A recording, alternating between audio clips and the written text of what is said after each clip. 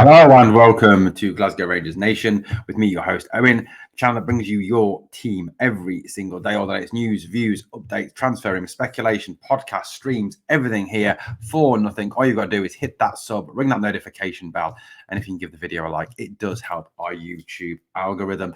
Guys, hit that sub. It really does help.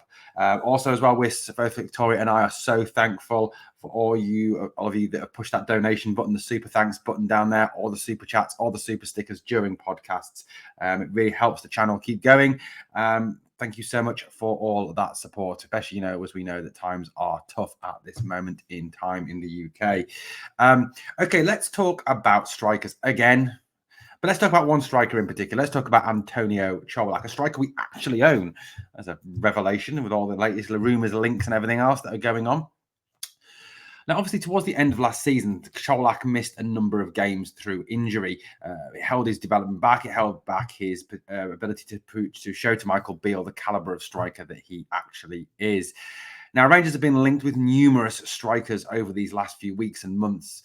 Obviously, Sam Lammers has signed. The Searle Dessers saga seems to rumble on no matter what. It doesn't seem to be coming to a close anytime soon. It's off, it's on, it's back off again, and it's back on again. Obviously, the Tassos Duvakis rumours have now been denied rather ridiculously. I think the guy is absolute quality, and I don't know why we're not interested, even if it means paying a premium price for him. Lawrence Shankland, another one who has obviously been linked with a move to Rangers from Hearts, would perhaps cost a little bit more because it's Rangers asking, but Shankland has scored goals at the SPL level. Josh Madger, well, we all know that's going to be complicated because of the Bordeaux situation. Obviously, there was the link as well to Lyndon Dykes. God help us. Guy is useless. Don't want him in a blue shirt. Cannot stand. He's just awful. I mean, I'm not being funny, but my 70-year-old mother is better than Lyndon Dykes. So Antonio Colak, he's currently obviously under contract at Rangers. Signed last summer by Giovanni van Bronckhorst. And when he was signed, it's fair to say he hit the ground running, didn't he? He was absolutely fantastic at the start of the season, scoring goals, looking like a real quality striker. But injury intervened and sort of disrupted his season to a great extent, didn't it? As we came towards the end of last season, a lot of people were sort of rumouring, including us here on Glasgow Rangers Nation, that Antonio Colak might well be off at the end of this season. And those rumours have obviously persisted due to his lack of playing time. It seemed that even when he was fit, he was being left on the bench with Alfie Morelos taking the lead there, even though Morelos was pretty much checked out. Not great for Antonio's confidence. But then obviously, as the season came towards an end, Michael Beale appeared to soften his stance on Colak. And so I hinted that Colak could well stay. Whilst Michael Beale admitted, obviously, he wanted to add attacking talent to the team and is obviously currently trying to do that and has with Lammers. He said Colak could always stick around as part of the squad.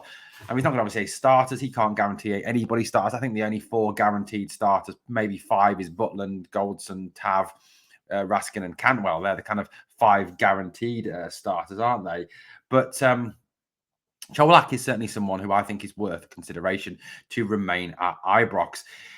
Now, I know Colak is the sort of player he's not a player who will score goals by creating those chances himself. He's a striker that very much depends on service to score, which is obviously has said that some people have rumoured that he doesn't really fit into Michael Beale's system. He's not a Beale type player, with Michael Beale seemingly preferring to play the split wide strikers up front. So not something that Colak is great at. Colak's more a target man, a focal point up front, isn't he?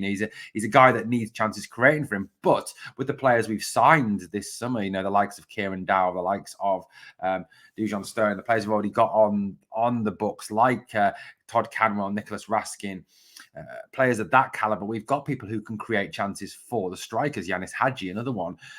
And with a better supply, could Colak score us 20 plus next season and be an answer to what we need, which is the 20 to 25 goal man to destroy that lot from across the city.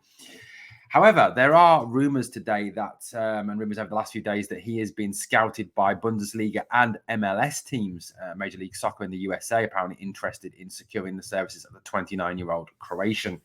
That's another thing. He's 29 years old. And I think if we are going to cash in on him and make a bit of money on him, this is the time to do it. Realistically, once he tips past 30, his value is not going to particularly rise over those next few years. I've heard fees as 4 or 5 million mentioned for Colak, and as low as 2 million mentioned for Colak. I think, if someone came in like Bremen with a 4 or 5 million pound bid, I think it'd be well worth taking. That money is money that could well be invested in this squad back over this summer to bring in even more quality players for Rangers. Now, according to the very well respected German paper Bild, Werder Bremen have already scouted Colak and are interested in bringing him to Germany. Why? Well, because Werder Bremen are on the verge, could be, of losing their two main strikers. This guy in the picture here is a guy called Dush, I think his name is. Apparently, he is attracting attention from Saudi Arabia. There is a rumored £12 million bid for Dush, who represented Germany at the Qatar World Cup. However, according to his agent, Dush wants to stay in Germany. Who would blame him? I wouldn't want to go to Saudi Arabia, godforsaken country. I'd rather stay in Germany and play in Germany. Much more well-respected league, even though you do obviously get a lot of money for playing in Saudi. Not a sort of country I would want to live in, though. So he wants to stay in Germany. However, if he is going to stay, his deal is coming to an end. He would need much improved terms to stay at Werder. The other player is a guy called Füllkrug. This is him, Niklas Füllkrug, pictured here. He has been linked with a move to Bayern Munich this summer. Now, in Germany, when Bayern come calling, you tend to find Bayern get their man. Even when they go to the likes of Borussia Dortmund and RB Leipzig, other top German teams. If it is Bayern Munich, you go, because Bayern Munich pretty much dominate the Bundesliga, as we've seen. He is certainly someone, again, who could well be departed. Now, if Werder lose one of these two strikers, either Dush or Füllkrug, I can't remember names, man, I struggle with names. It could be Colak that Werder go for to replace one or both of these strikers.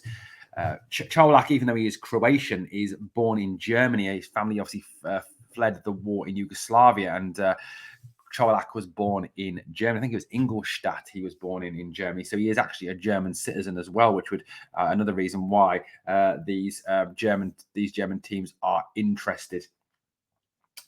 Now, obviously, like I said, Giovanni van Bronckhorst was the man that brought him in. Again, could that be another reason why Biel may want to allow him to leave? He's not a Biel player. He's a Gio player. Could be another reason. But as I said, Colak was someone who started the season so superbly well for us. He scored a number of goals. He impressed in the Champions League qualifiers, and he did very well. It appeared that it was just really a lack of fitness that held him back, and that's something that Michael has said. You look at Colak's stats in his time in Glasgow.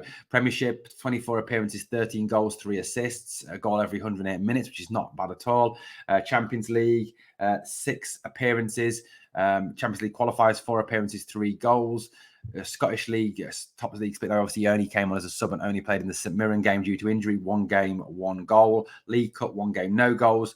SFA Cup, 3 appearances, 1 goal across the entire season. 39 appearances, 18 goals, 3 assists. That's 21 goal contributions in 39 games, which is very, very good. 21 goal contributions in those 39 games is good. I mean, the fact that he scored 18 goals as well in an injury-affected season. So, give him a full season of full fitness. How many goals could he score? 25, 30? I think it's a strong possibility. Could it be that in Antonio Colak, we've already got the striker that we need to score us the goals? For me, he seems a more prolific, and he seems a better option than Cyril Dessers, a better option than Dykes, a better option than even Shankland, a better option than a number of those players. The only ones that perhaps come close to him is people like Josh Madger, also, for instance, Tassos Divakis, but we know that deal is now dead. Well, Rangers fans, let me know what you think. Is Colak the sort of player we want to keep, or should we sell him?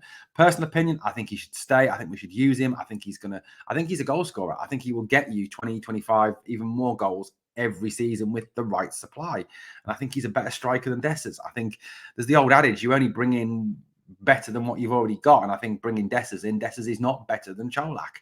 I'd rather play Colak up front with Lammers next season rather than Dessers.